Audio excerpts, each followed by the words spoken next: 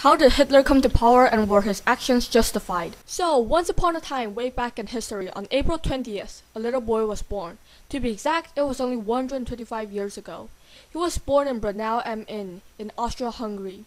As a child, he fought bitterly with his father, who wanted him to enter the Habsburg civil service, while he wanted to become an artist. When that dream faltered, the course of his life changed. He became a man of extreme dreams, horrible dreams. This man was Adolf Hitler. But of course, Hitler didn't look like this. This is him in reality. 25 years after the birth of Adolf Hitler, World War I began. At the outbreak of the First Great War, Hitler was living in Munich. Thus, he volunteered to serve in the Bavarian army as an Austrian citizen. He did not die as a soldier like most. In fact, his wartime experiences impacted his future career. When the war ended, Hitler returned to Munich, Germany, where they were punished severely by the Treaty of Versailles. The Treaty of Versailles assessed Germany to be responsible for the war, a view never accepted by German nationalists. The Treaty of Versailles also called for the blockade of Germany, which caused an estimated 523,000 civilian deaths, since Germany was highly dependent on imports. It also forced Germany to pay an enormous amount of money, around 31.5 billion, to the war's victims. The German government was also required to use its gold reserves, being unable to secure a loan from the United States. Germany had to return conquered lands to France and to Russia, which were used to form newly independent nations of Poland and others. The Treaty of Versailles also limited the size of Germany's military machine, and military armaments. German troops were reduced to 100,000. Germany was prevented from owning tanks, warships, and submarines. The post-war years were hard to deal with for all the nations, especially Germany, since they had to be held responsible for starting the war. Germany changed. The German Revolution led to the establishment of a number of communist political systems. The Socialist Revolution also led to the abdication of Kaiser Weimar II, the last German emperor, and the creation of the Weimar Republic. 3 years after the establishment of the Weimar Republic in 1919, the Weimar Republic went through a severe hyperinflation, where the worth of 5 paper marks to earlier commodity gold marks was reduced to 1/1,000,000th of its value. That's how life in Germany was like after World War I, but what happened to Hitler? While all this is going on, he was building support for his upcoming reign. In 1919, Hitler was appointed intelligence agent of the Reichswehr to influence other soldiers to infiltrate the German Workers' Party. The founder, Anton Drexler, impressed with Hitler's oratory skills, invited Hitler to join the DAP. To increase its appeal, the DAP changed its name to the National Socialist German Workers' Party, whereas Hitler designed the party's banner, which became known as the swastika. In 1923, Hitler led a coup known as the Beer Hall Putsch. Hitler and Ludendorff and the Stormtroopers, the Nazis' paramilitary organization, stormed a public meeting of 3,000 people, where they interrupted Gustav Ritter von Kahr, the state commissioner's speech, and announced that the national revolution had begun, declaring the formation of a new government. On April 1st, Hitler was sentenced to 5 years imprisonment at Landsberg prison. There, he wrote his first volume of Mein Kampf, My Struggle, which explained much of his motives and desires. In Mein Kampf, Hitler divided humans into categories based on physical appearances, with Germans at the top of the pyramid.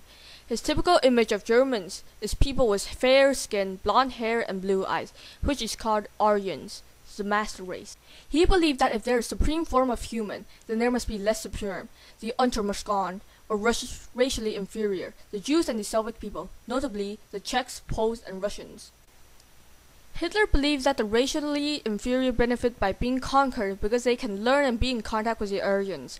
However, they benefit only if the Aryans remain the absolute master and don't mingle or intermarry with inferior conquered people. Hitler believes that the Jews are engaged in a conspiracy to keep Germans from assuming their rightful position as rulers of the world, by tainting its racial and cultural purity, and even inventing forms of government in which the Aryan claims to believe in equality and fails to recognize his racial superiority. Mein Kampf also provides an explanation for the military conquest later attempted by Hitler and the Germans. Hitler states that since the Aryans are the master race, they are entitled simply by the fact that to acquire more land for themselves. This Lebensraum, or living space, will be acquired by force. On November 5, 1937, Hitler explained his goals and desires during the Hochberg Memorandum. The Hochberg Memorandum was a meeting between Adolf Hitler and military and foreign policy leadership, where Hitler's future expansionist policies were outlined. Hitler claimed that he did not want war in 1939 with Britain and France. He wanted small wars of plunder to help support Germany's struggling economy. He wanted a full-scale European war with Britain and France between 1941 and 1944 to 1945. Hitler believed that the German economy had reached such a state of crisis that the only way of stopping a drastic fall in living standards in Germany was to embark on a policy of aggression, sooner rather than later, to provide sufficient Lebensraum by seizing Austria and Czechoslovakia. Hitler wanted Germany to become an autarkic state, meaning the quality of being self-sufficient, since he believes that reliance on others makes a state weak. This idea can be interpreted that Hitler was preparing for conflict by ensuring that Germany was not reliant on other nations. With these desires in mind, it was only a matter of time before they were executed.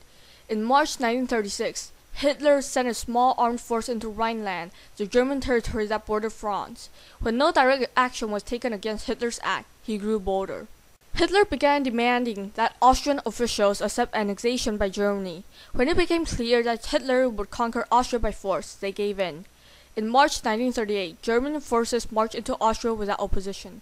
Hitler then turned to Czechoslovakia, convinced that no one would dare stop him. The Czechs, on the other hand, believed that France and Britain would support them if fighting began. They were wrong. When Hitler attacked Poland, it marked the start of World War II. The National Socialist Germany's first program of mass murder was a euthanasia program, predating the genocide of European Jewry by approximately 2 years. In the spring and summer of 1939, Philipp Bohr, the director of Hitler's private chancellery, and Karl Brandt, Hitler's attending physician, began to organize a secret killing operation targeting disabled children. The Rhine Ministry of the Interior circulated a decree compelling all physicians, nurses, and midwives to report newborn infants and children under the age of 3 who showed signs of severe mental or physical disability. In October 1939, public health authorities began to encourage parents of children with disabilities to admit their young children to designated pediatric clinics, when in reality they were children's killing wards. At first, only infants and toddlers were recruited. Later, they included juveniles up to 17 years old. At least 5,000 physically and mentally disabled German children perished. The program then extended to adult disabled patients. In the autumn of 1939, 6 gassing installations for adults were established. This euthanasia program claimed the lives of 70,273 people from January 1940 to August 1941. It claimed the lives of approximately 200,000 individuals in total. This was only the beginning. Laws were passed to degrade the Jewish population. The Nuremberg laws revoked German citizenship from Jews and prohibited relationships between Germans and Jews. Jews were required to wear the Star of David. When Nazi leaders adopted a plan called the Final Solution, the mass execution of Jews began. Jews were forced into ghettos, where they eventually died of starvation or were murdered by the Nazis. Other Jews were sent to concentration camps, where they were subjected to cruel medical experiments and exposed to severe hunger. Jews were either subjected to concentration camps, detention camps, laboring camps, or working camps. There were also death camps. 2,700,000 people died from gas poisoning, but still, the Nazis were not satisfied. They established a number of special concentration camps in Poland for the purposes of killing large numbers of Jews and destroying their bodies. A lot of people died from mistreatment, brutal living conditions, and overwork. On December 1941, Chelmno Death Camp, the first killing facility, was established. The Nazis hired stormtroopers to take control. They used gas chambers with carbon monoxide to suffocate the Jews and tossed their bodies into mass graves near the forest. Operation Reinhard, the codename for the killing of 2 million Jews, was for killing Jews in German-occupied Poland. 3 killing centers were created, and 1,500,000 people were killed within half a year. Auschwitz-Birkenau, located in Warsaw, Poland, was the largest killing center. It was initially a labor camp, but became the final destination for captured Jews. Unlike other killing centers, the Nazis don't use carbon monoxide. Instead, they use Zyklon B gas. By 1941, the Nazis began to liquidate prisoners. What the Nazis did back there was horrible, right? Do you still remember the question I asked at the beginning of the video? After such a long while, you probably have forgotten it. Let's refresh your mind a bit. How did Hitler come to power, and were his actions justified? With what I explained earlier, these questions should be fairly easy to answer. Like any other question, you need to make sure you understand the question before answering it. So to answer this question, the word justified or just needs to be defined. So what exactly is justified or just? It's the quality of being just, and just means guided by truth. reason, justice, and fairness, or righteousness, or equitably none. After knowing the situation in Germany after World War I, were their actions called for? The Treaty of Versailles gave Germany all the blame and humiliated Germany. Thus, Hitler was able to convince the general public, with his twisted vision of the Jews, a group to blame for Germany's problems. Even though that's the case, the genocide of about 6 million European Jews were definitely uncalled for, especially since the Jews did nothing to anger the Germans. Given what Hitler had done to the Jews, he was rarely recognized for his actions to bring Germany out of economic peril. After World War I, some 6 million Germans were jobless, and the national economy was paralyzed. 2 days after taking office as Chancellor, Hitler addressed the nation by radio. Hitler promised that he would recognize the nation's economy through 2 great 4-year plans. He believed that German farmers must be rescued to maintain the nation's food supply and, in consequence, the nation's vital foundation. Therefore, German workers would be saved from unions. He claimed that within 4 years, the unemployment must be overcome, and as he had promised, Hitler and the National Socialist government banished unemployment within 4 years. The number of jobless was cut from 6 million at the beginning of 1933, when he took power, to 1 million by 1936. In 1937 and 1938, there was even a national labor shortage. For most Germans, wages and working conditions improved steadily. Hitler wanted Germans to have the highest possible standards of living possible.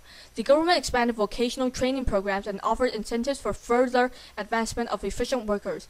German businesses revived and prospered. He made Germany strong once again. With both sides of the argument in mind, do you still think the actions of the Nazis were justified? Was Hitler's actions in building a strong economy ever going to be justified for the death of millions? The answer is no. No, the actions and the motives of the Nazis and Hitler will never be justified.